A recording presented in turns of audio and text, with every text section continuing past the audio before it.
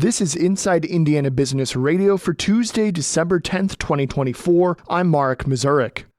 An Indiana mom's mission to help others after losing her son has reached a major milestone. Indianapolis-based Overdose Lifeline has distributed 1 million naloxone kits across Indiana since March of 2020.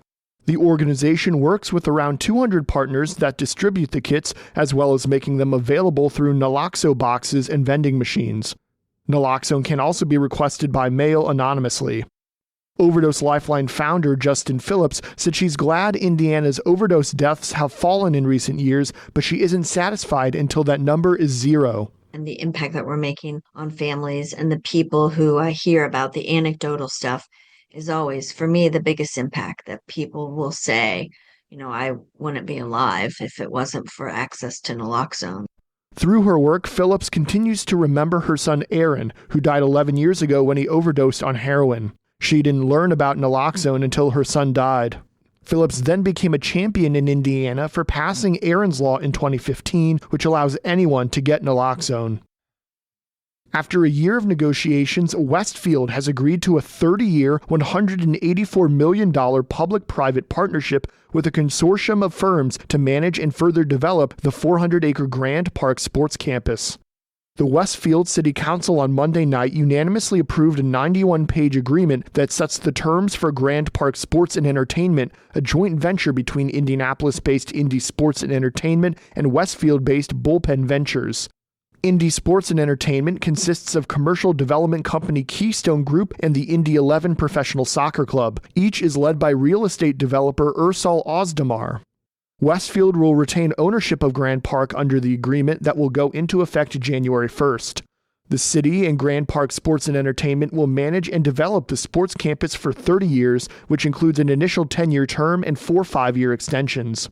A memorandum of understanding signed last year called for Grand Park Sports and Entertainment to manage Grand Park for 40 years and pay the city $300 million, but those terms changed during negotiations. Under the terms of the deal, Grand Park Sports and Entertainment will pay the city $184 million over the 30-year term. In addition, the group will reap revenue from operating and developing the campus. From the number one source for Indiana business news, this is Inside Indiana Business Radio. To succeed, you need to stay informed. You need to be engaged. And let's face it, you need to set yourself apart from the rest by connecting with a company that brings you the best. Because in today's environment, business is an ever-moving target, and we'll help you chase it. IBJ Media. The best of business is in us. Get started at ibjmedia.com/youngprofessional.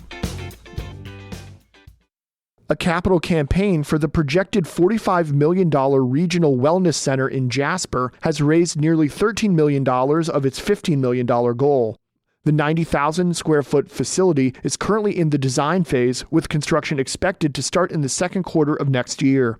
Jasper Mayor Dean Vonderheide said the wellness center will be owned by the city of Jasper and operated by Ferdinand's Tri-County YMCA. We looked at staffing this type of facility with our Park and Rec department. It would be a substantial investment in the city. We didn't have the expertise for programming, the things that we'd want to do to make it vibrant, exciting. So we started looking at YMCA partnerships.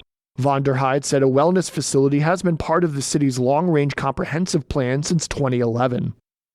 Greenwood-based Indiana American Water has put a new water treatment plant into service for the town of Sheridan that is expected to improve water quality, reliability, and service capacity as the Hamilton County community continues to grow.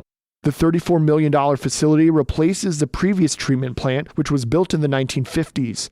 The utility said the upgraded plant will support a production capacity of 1.5 million gallons a day. That's a threefold increase over the former facility.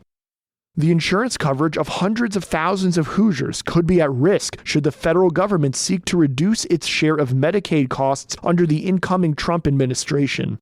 Indiana is one of 9 states with a, quote, trigger provision that could revoke the state's Healthy Indiana Plan, a Medicaid program covering more than 750,000 Hoosiers with moderate to low incomes, if Congress opted to reduce its financial obligation. Under the current program, the federal government pays for 90% of costs for those earning an annual income of about $43,000 for a family of 4. President-elect Donald Trump has vowed to cut costs upon assuming office, and national reporting points to Medicaid as a potential target, specifically its expansion under the Affordable Care Act. Trump came within one vote of overturning portions of the popular program during his first term as president. Almost 2 million Hoosiers are covered by Medicaid, including nearly 40,000 children. Roughly 2/3 of Indiana's total Medicaid budget is covered by the federal government.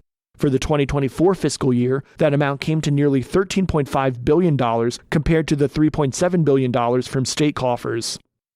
Music industry executive Andy Wilson is this week's guest on the Business and Beyond podcast, hosted by Gary Dick, presented by PNC, a weekly conversation with high-profile Hoosiers in business, sports, entertainment, and beyond. Available now from your favorite podcast provider. I'm Marek Mazurek for Inside Indiana Business Radio On Demand.